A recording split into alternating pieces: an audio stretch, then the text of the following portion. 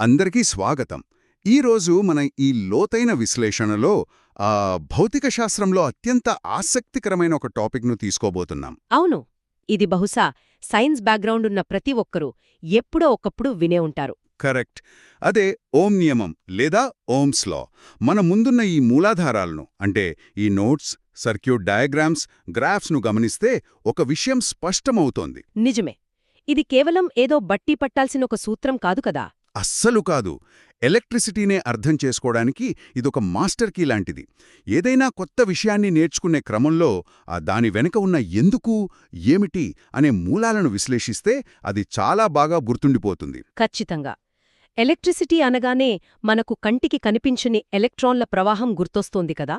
కంటికి కనిపించని దాన్ని కొలవడం, నియంత్రించడం అనేది ఒకప్పుడు చాలా అసాధ్యంగా అనిపించేది. ఆ అదృశ్య శక్తికి ఒక స్పష్టమైన గణిత రూపాన్నిచ్చింది ఈ ఓం నియమమే. అసలు ఒక జర్మన్ శాస్త్రవేత్త కనిపెట్టిన ఈ చిన్న సూత్రం ఎలక్ట్రానిక్స్ ప్రపంచాన్ని ఎలా మార్చేసిందో మనం వివరంగా చర్చించబోతున్నాం. కేవలం ఆ సమీకరణాలను పైపైన చూడటం కాకుండా అవి భౌతిక ప్రపంచంలో ఎలా పనిచేస్తాయో అర్థం చేసుకుంటేనే ఈ కాన్సెప్ట్ పట్ల ఒక మంచి క్లారిటీ వస్తుంది. మన విశ్లేషణ ఆ దిశగానే ఉంటుంది. అయితే ఈ నోట్స్లో ఉన్న చారిత్రక నేపథ్యం చూస్తే చాలా ఆశ్చర్యంగా ఉంది. మనం ఒకసారి 1887వ సంవత్సరంలోకి వెళ్ళాలి. అప్పటికి వోల్టా అనే శాస్త్రవేత్త బ్యాటరీని కనిపెట్టి దాదాపు 2 దశాబ్దాలు దాటిపోయింది. అవును. కానీ శాస్త్రవేత్తలు కేవలం ఆ బ్యాటరీలతో ప్రయోగాలు చేస్తూ వచ్చే స్పార్క్స్ను చూసి ఆశ్చర్యపోవడం వరకే పరిమితమయ్యారు. అసలు ఆ విద్యుత్ ప్రవాహాన్ని ఖచ్చితంగా కొలిచే విధానం అప్పట్లో ఎవరికీ తెలియదు. ఆ సమయంలోనే జార్జ్ సైమన్ ఓమ్ అనే ఒక జర్మన్ స్కూల్ టీచర్ ఒక సంచలనాత్మక విషయాన్ని ప్రతిపాదించారు. విద్యుత్ అంటే కరెంట్, అలాగే వోల్టేజ్ మరియు నిరోధం మధ్య ఒక ఖచ్చితమైన సంబంధం ఉందని ఆయన నిరూపించారు. ఇందులో ఆసక్తికరమైన విషయం ఏంటంటే అప్పట్లో ఆయన తోటి శాస్త్రవేత్తలు దీన్ని అస్సలు అంగీకరించలేదు. అవును కదా. ఇది కేవలం ఆయన ఊహ మాత్రమే అని కొట్టిపారేశారు. పాపం ఈ వివాదం వల్ల ఆయన తన టీచింగ్ ఉద్యోగాన్ని కూడా కోల్పోవాల్సొచ్చింది. ఎంత బాధాకరం. కానీ దశాబ్దాల తర్వాత ఆయన చెప్పిందే పరమసత్యం అని ప్రపంచం మొత్తం గుర్తించింది. ఇప్పుడు ఈ నోట్స్లో ఆ నియమం యొక్క ఖచ్చితమైన నిర్వచనం ఉంది. ఉష్ణోగ్రత స్థిరంగా ఉన్నప్పుడు ఒక వాహకం లేదా కండక్టర్ గుండా వెళ్లే విద్యుత్ ప్రవాహం దాని 2 చివర్ల మధ్య ఉన్న వోల్టేజ్కి అనులోమానుపాతంలో ఉంటుంది. ఇక్కడ ఆ చారిత్రక నేపథ్యం చాలా ముఖ్యమైన సందర్భాన్నిస్తుంది. అప్పటికి ఎలక్ట్రిసిటీ అనేది ఒక అంతుచిక్కని ద్రవం లాంటిదని అనుకునేవారు. దానికిలా ఒక స్ట్రిక్ట్ ఫార్ములా తీసుకురావడం అనేది పెద్ద విప్లవం. మనం ఇక్కడ నిశితంగా గమనించాల్సిన ఒక కీలకమైన షరతొకటుంది. ఉష్ణోగ్రత స్థిరంగా ఉన్నప్పుడు అనే మాట. అవును. ఇది ఎందుకంత ముఖ్యం అంటే ఒక వాహకం అంటే ఒక రాగితీగ ఉందనుకుందాం. దాన్ని మనం వేడి చేస్తే ఏమవుతుంది? ఆ వైర్ లోపలున్న అణువులు చాలా వేగంగా కంపిస్తాయి. ఆ కంపనల వల్ల ఎలక్ట్రాన్లు సులభంగా ముందుకు వెళ్ళలేవు. అంటే ఆటోమేటిక్గా రెసిస్టెన్స్ లేదా నిరోధం మారిపోతుందన్నమాట. నిరోధం మారితే ఓం చెప్పినా ఆ అనులోమానుపాత సంబంధం దెబ్బతింటుంది. ఖచ్చితంగా. ఈ కండిషన్ను విస్మరిస్తే మొత్తం ప్రయోగమే ఫెయిల్ అవుతుంది. ఈ భౌతిక ప్రక్రియను ఇంకొంచెం సులభంగా అర్థం చేసుకోవడానికి మన మూలాధారాల్లో ఒక అద్భుతమైన వాటర్ పైప్ ఎనాలజీ ఇచ్చారు. ఈ వాటర్ పైప్ ఎనాలజీ ఊహించుకోవడం చాలా తేలిక. ఒక పెద్ద వాటర్ ట్యాంక్ ఉండి దానికొక పైపు కనెక్ట్ చేసి ఉందనుకుందాం. ఇక్కడ వోల్టేజ్ అనేది ఆ ట్యాంకులోని నీటి వల్ల ఏర్పడే ప్రెషర్ లాంటిది. ఆ ప్రెషర్ ఎంత ఎక్కువగా ఉంటే నీరు అంత ఫోర్స్తో బయటికి రావడానికి ప్రయత్నిస్తుంది కదా. కరెక్ట్. ఇక కరెంట్ అనేది ఆ పైపు గుండా వాస్తవంగా ఎంత నీరు ప్రవహిస్తోంది అనేది సూచిస్తోంది. ఫైనల్గా రెసిస్టెన్స్ లేదా నిరోధం అనేది ఆ పైపు సన్నబడటం లేదా అందులో ఉన్న అడ్డంకుల్లాంటిది. అవును. పైపు ఎంత సన్నగా ఉంటే నీటి ప్రవాహం అంత కష్టమవుతుంది. ఈ 3 అంశాలు ఒకదానితో ఒకటి ఎలా ముడిపడి ఉన్నాయో ఈ అనాలజీ చాలా స్పష్టంగా వివరిస్తోంది. వోల్టేజ్ పెంచితే కరెంటు పెరుగుతుంది, కానీ రెసిస్టెన్స్ పెరిగితే ఆటోమేటిక్గా ప్రవాహం తగ్గిపోతుంది. ఈ సాధారణ లాజిక్నే జార్జ్ సైమన్ ఓమ్ ఒక చిన్న అద్భుతమైన సూత్రంగా మార్చారు. అదే V=IR. ఈ ఒక్క సమీకరణం భౌతిక శాస్త్రంలో లెక్కలేనన్ని సమస్యలకు పరిష్కారం చూపించింది. వోల్టేజ్ని వోల్ట్స్లో, కరెంట్ని యాంపియర్స్లో కొలుస్తాం. అలాగే నిరోధానికి ఓమ్స్ అని ఆయన పేరునే ఒక గౌరవంగా ఇచ్చారు. కానీ ఈ ఫార్ములా చూడ్డానికి చాలా చిన్నగా ఉన్నా దీన్ని కొంచెం తారుమారు చేసి అడిగినప్పుడు ఒక్కోసారి కన్ఫ్యూజన్ వస్తుంది. అవును, కరెంట్ కావాలంటే V/Rఆ లేక R/Vఆ అని తడబడే అవకాశముంది. దీన్ని సాల్వ్ చేయడానికి మన నోట్స్లో తమాషా త్రిభుజం లేదా మ్యాజిక్ ట్రయాంగిల్ అని ఒక ఇంట్రెస్టింగ్ విజువల్ ట్రిక్ ఉంది. ఇది చాలా బాగా పనిచేస్తుంది. ఒక పేపర్ మీద పెద్ద త్రిభుజాన్ని గీసి దాన్ని 2 భాగాలుగా అడ్డంగా విభజించి కింద భాగాన్ని మళ్లీ నిలువుగా 2గా చెయ్యాలి. పైనున్న గదిలో వి రాయాలి, కింద ఉన్న 2 గదుల్లో I మరియు R పక్కపక్కనే రాయాలి. ఈ ట్రిక్ ఎలా పనిచేస్తుందంటే మనకు ఏ విలువ కావాలో దాన్ని వేల్తో కవర్ చేయాలి. ఉదాహరణకు V కావాలంటే Vని కవర్ చేయాలి. కింద పక్కపక్కన I మరియు R కనిపిస్తాయి. పక్కపక్కన ఉంటే హెచ్చవేత చెయ్యాలి. అంటే V=I × R. ఒకవేళ మనకు కరెంట్ I కావాలనుకోండి, Iని కవర్ చేయాలి. అప్పుడు పైన V కింద R కనిపిస్తాయి. పైన కింద ఉంటే భాగహారం చెయ్యాలి. అంటే I=V/R. అదేవిధంగా R కావాలంటే V/I అవుతుంది. సమాచారాన్ని ప్రాసెస్ చేసేటప్పుడు కాగ్నిటివ్ లోడ్ను తగ్గించడానికి ఇలాంటి ట్రిక్స్ ఎంతో సహాయపడతాయి. నిజంగానే ఇది కేవలం ఒక షార్ట్కట్ మాత్రమే కాదు, ఆ 3 వేరియబుల్స్ మధ్య ఉన్న సంబంధాన్ని మైండ్లో ఫిక్స్ చేయడానికి ఒక బెస్ట్ విధానం. ఫార్ములాని కేవలం అక్షరాల్లా కాకుండా ఒక ఆకారంగా గుర్తుంచుకుంటే బ్రెయిన్ దాన్ని చాలా వేగంగా రీకాల్ చేయగలుగుతుంది. ఇక ఈ నియమాన్ని ప్రాక్టికల్గా నిరూపించడానికి మన ముందున్న సర్క్యూట్ డయాగ్రామ్ ఒక స్పష్టమైన ప్రయోగ విధానాన్ని చూపిస్తోంది. ఇందులో 5 ముఖ్యమైన కాంపోనెంట్స్ ఉన్నాయి. అవును, ఎలక్ట్రాన్స్ను పుష్ చేయడానికి పవర్ సప్లై లేదా బ్యాటరీ ఉంటుంది. సర్క్యూట్లో మనం నిరోధాన్ని తెలుసుకోవాలనుకుంటున్న ఒక రెసిస్టర్ ఉంటుంది. అలాగే కరెంట్ ప్రవాహాన్ని కావలసిన విధంగా మార్చుకోవడానికి ఒక రియోస్టాట్ వాడతాం. వోల్టేజ్ కొలవడానికి వోల్ట్ మీటర్ మరియు కరెంటు కొలవడానికి అమ్మీటర్. ఈ పరికరాలను కనెక్ట్ చేసే విధానం గురించి నోట్స్లో చాలా గట్టిగా నొక్కి చెప్పారు. బ్యాటరీ, రెసిస్టర్, రియోస్టాట్ మరియు అమ్మీటర్ ఈ 4ంటిని సిరీస్లో అంటే శ్రేణిలో కనెక్ట్ చెయ్యాలి. కానీ వోల్ట్ మీటర్ను మాత్రం ఆ రెసిస్టర్కు ప్యారలల్గా అంటే సమాంతరంగా కలపాలి. ఇక్కడే చాలామందికి సందేహం వస్తోంది, అసలు ఎందుకిలా కనెక్ట్ చేయాలి అని. ఆ కనెక్షన్ల వెనుకున్న లాజిక్ అర్థం చేసుకుంటే మొత్తం సర్క్యూట్ కాన్సెప్ట్ అర్థమైనట్లే. అమ్మీటర్ను సిరీస్లో ఎందుకు కలుపుతామంటే అమ్మీటర్ అనేది ఒక టోల్ గేట్ లాంటిది. కరెక్ట్. ఒక రోడ్డు మీద ఎన్ని కార్లు వెళ్తున్నాయో లెక్కపెట్టాలంటే టోల్ గేట్ ఖచ్చితంగా ఆ రోడ్డు మధ్యలోనే ఉండాలి కదా. అలాగే సర్క్యూట్లో ప్రవహించే ప్రతి ఎలక్ట్రాను అమ్మీటర్ గుండా వెళ్లాలి. అప్పుడే అది కరెంటును ఖచ్చితంగా కొలుస్తుంది. అందుకే దాన్ని మెయిన్ లైన్లో పెడతాం. దీనికి విరుద్ధంగా వోల్ట్ మీటర్ పనిచేసే విధానం వేరుగా ఉంటుంది. వోల్ట్ మీటర్ పని కేవలం 2 పాయింట్ల మధ్య ఉన్న ప్రెషర్ డిఫరెన్స్ను కొలవడం. దానికి ఎలక్ట్రాన్ల ప్రవాహంతో పనిలేదు.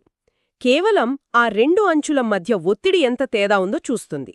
కాబట్టి దాన్ని మెయిన్ లైన్కు బయట ప్యారలల్గా కలుపుతారు. ఈ కనెక్షన్లు పూర్తయ్యాక ప్రయోగం ఎలా జరుగుతోందనేది నోట్స్లో స్టెప్ బై స్టెప్ ఇచ్చారు. ప్రయోగం మొదలుపెట్టినప్పుడు ఆ రియోస్టాట్ మీద ఉన్న స్లైడర్ను కదుపుతారు.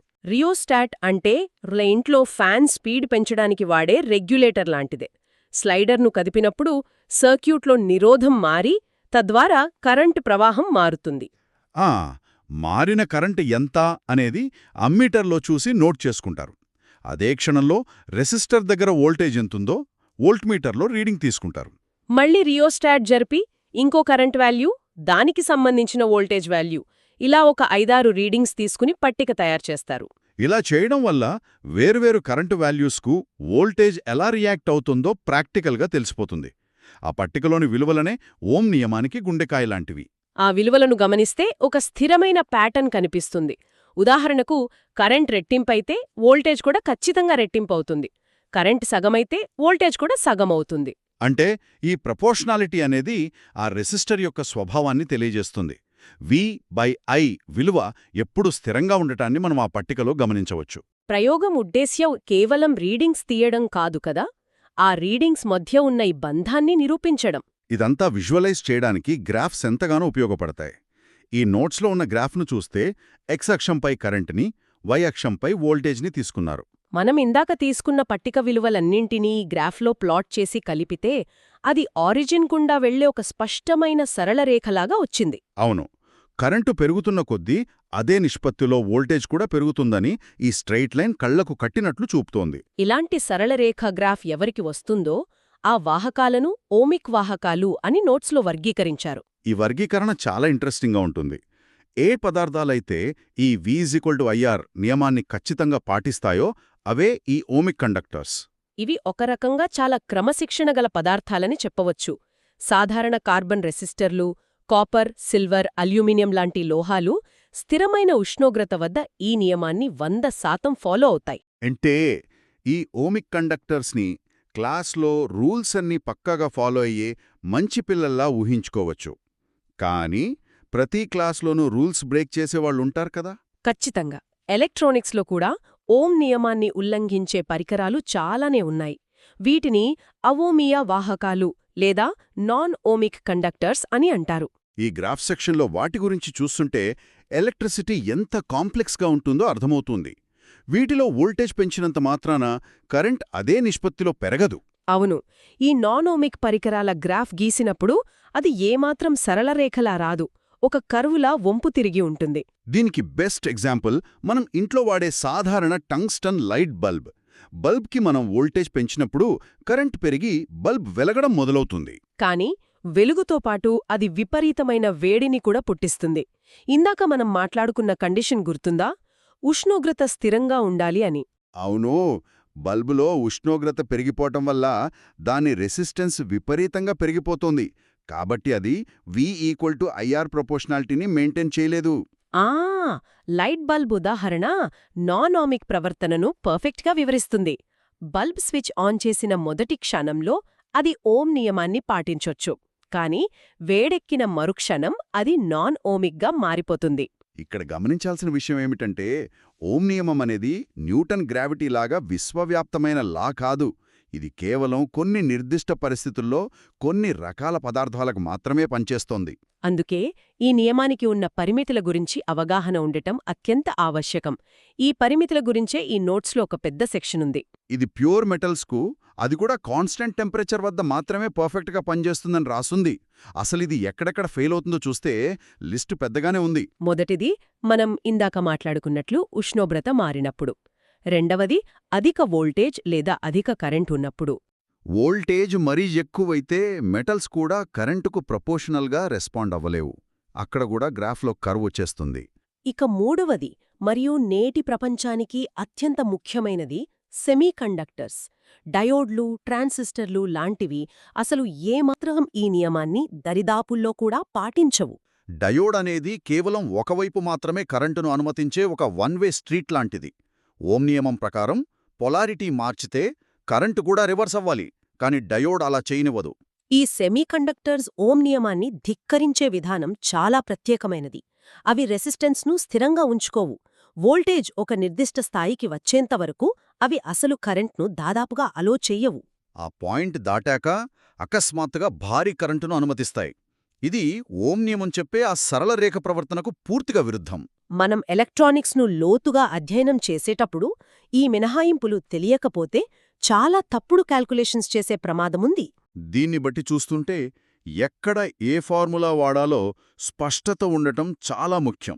సరే, ఇప్పుడు ఈ మూలాధారాల్లో ఉన్న ఒక చిన్న ప్రాక్టీస్ క్వెశ్చన్ను తీసుకుందాం. ఇందాక మనం నేర్చుకున్న మ్యాజిక్ ట్రయాంగిల్ను అప్లై చేయడానికి ఇది మంచి అవకాశం. ప్రశ్న ఏంటంటే, ఒక వైర్ లేదా వాహకం యొక్క నిరోధం 10 ఓమ్స్ అని ఖచ్చితంగా తెలిసింది. దానికి మనం 20 వోల్ట్స్ వోల్టేజ్ని అప్లై చేశామనుకుందాం. ఇప్పుడు ఆ వైర్లో ఎంత కరెంట్ ఫ్లో అవుతుంది? ఇది చాలా డైరెక్ట్ అప్లికేషన్. ఆ మ్యాజిక్ ట్రయాంగిల్ను గుర్తు తెచ్చుకుంటే మనకు కరెంట్ కావాలి కాబట్టి ఐని మూసేస్తే మిగిలేది V పైన R కింద. అంటే ఫార్ములా I=V/R. ఇక్కడ V విలువ 20, R విలువ 10. కాబట్టి 20ని 10తో భాగించాలి. సమాధానం 2 వస్తుంది. కరెంట్ని యాంపియర్స్లో కొలుస్తాం కాబట్టి సరైన సమాధానం 2 యాంపియర్స్. ఇంత సింపుల్గా బ్రెయిన్లోనే ఈ క్యాలిక్యులేషన్ చేసుకోవడానికి ఆ మ్యాజిక్ ట్రయాంగిల్ భలేగా ఉపయోగపడుతుంది. సర్క్యూట్ డిజైన్ చేసేటప్పుడు ఇలాంటి ఫౌండేషన్ చాలా స్ట్రాంగ్గా ఉండాలి. నిజమే. ఎలక్ట్రానిక్స్కి సంబంధించిన మ్యాథమెటిక్స్ ఎంత సింపుల్గా ఉండొచ్చో దీన్ని బట్టి అర్థమవుతోంది. ఈ రోజు మనం విశ్లేషించిన నోట్స్, చార్ట్స్ అన్నింటినీ ఒకసారి సమ్మరైజ్ చేస్తే 1827 నాటి జార్జ్ సైమన్ ఓం ఆవిష్కరణ గురించి మాట్లాడుకున్నాం. వోల్టేజ్, కరెంట్, రెసిస్టెన్స్ల మధ్య ఉన్న సంబంధాన్ని వాటర్ పైప్ అనాలజీ ద్వారా సులభంగా విజువలైజ్ చేసుకున్నాం. V=IR ఫార్ములాను, మ్యాజిక్ ట్రయాంగిల్ ట్రిక్ను తెలుసుకున్నాం. అమీటర్ వి సిరీస్లో వోల్ట్ మీటర్ని ప్యారలల్గా ఎందుకు కలుపుతారో, ఆ ప్రయోగం ఎలా పనిచేస్తుందో సర్క్యూట్ డయాగ్రామ్స్ ద్వారా అర్థం చేసుకున్నాం. అన్నింటికంటే ముఖ్యంగా రూల్స్ ఫాలో అయ్యే ఓమిక్ వాహకాల గురించి, రూల్స్ బ్రేక్ చేసే నాన్ ఓమిక్ వాహకాల గురించి లోతుగా విశ్లేషించాం. ఈ టాపిక్స్ అన్నీ ఓం నియమానికి ఒక పూర్తి చిత్రాన్ని ఇచ్చాయి. ముగింపుగా ఈ మూలాధారాలు చదువుతున్నప్పుడు నాకనిపించిన ఒక ఆలోచనను పంచుకోవాలనుకుంటున్నాను. ఓం నియమం అనేది ఎలక్ట్రానిక్స్కు పునాదిరాయి, అందులో సందేహం లేదు. పవర్ గ్రిడ్సు, వైరింగు అన్నీ దీనిపైనే ఆధారపడి పనిచేస్తాయి. కానీ నేటి మన ఆధునిక ప్రపంచాన్ని నడుపుతున్న పరికరాలను ఒకసారి ఊహించుకోండి. మన స్మార్ట్ఫోన్లు, కంప్యూటర్లు, డేటా సెంటర్లు ఇవన్నీ పూర్తిగా బిలియన్ల కొద్దీ ట్రాన్సిస్టర్లు, డయోడ్లపైన నడుస్తున్నాయి. ఆశ్చర్యకరమైన విషయమేమిటంటే ఈ పరికరాలేవీ ఓం నియమాన్ని పాటించవు. ఇవన్నీ ఉద్దేశపూర్వకంగా రూల్స్ని బ్రేక్ చేసే నాన్ ఓమిక్ పరికరాలే. ఇది నిజంగా ఆలోచించాల్సిన విషయమే. అంటే మన టెక్నాలజీ ప్రపంచం మొత్తం ఓం నియమాన్ని ఉల్లంఘించే పదార్థాల మీదే ఆధారపడి ఉందన్నమాట. అవును, ఆ పరికరాలు ఓం నియమాన్ని ఉల్లంఘిస్తాయి కాబట్టే అవి కరెంటును కేవలం ప్రవహించనివ్వడమే కాకుండా కరెంటును నియంత్రించగలుగుతున్నాయి. స్విచ్లాగా ఆన్ ఆఫ్ అవుతూ బైనరీ కోడ్ను సృష్టించగలుగుతున్నాయి. ఒకవేళ విశ్వంలోని ప్రతి పదార్థం ఓం నియమాన్ని గుడ్డిగా పాటిస్తూ ఉంటే మనకు ఈ డిజిటల్ ప్రపంచం ఉండేదే కాదు. ఖచ్చితంగా. నియమాలనర్థం చేసుకోవడం ఎంత ముఖ్యమో, ఆ నియమాలు ఎక్కడ విఫలం అవుతున్నాయో అర్థం చేసుకోవడం కూడా అంతే ముఖ్యం. ఆ వైఫల్యాల నుంచే ఇలాంటి కంప్యూటర్లు, స్మార్ట్ఫోన్లు పుట్టుకొచ్చాయి. రూల్స్ తెలుసుకోవడం ఒక ఎత్తైతే, ఆ రూల్స్ను బ్రేక్ చేయడం వల్ల వచ్చే అద్భుతాలను అర్థం చేసుకోవడం ఇంకో ఎత్తు అని ఈరోజు విశ్లేషణ మనకు స్పష్టంగా నేర్పింది. ఈ ఆలోచనతోనే ఈనాటి మన డీప్ డైవ్ను ముగిద్దాం. సైన్స్లోని మరిన్ని అద్భుతమైన విషయాలతో మళ్ళీ కలుద్దాం.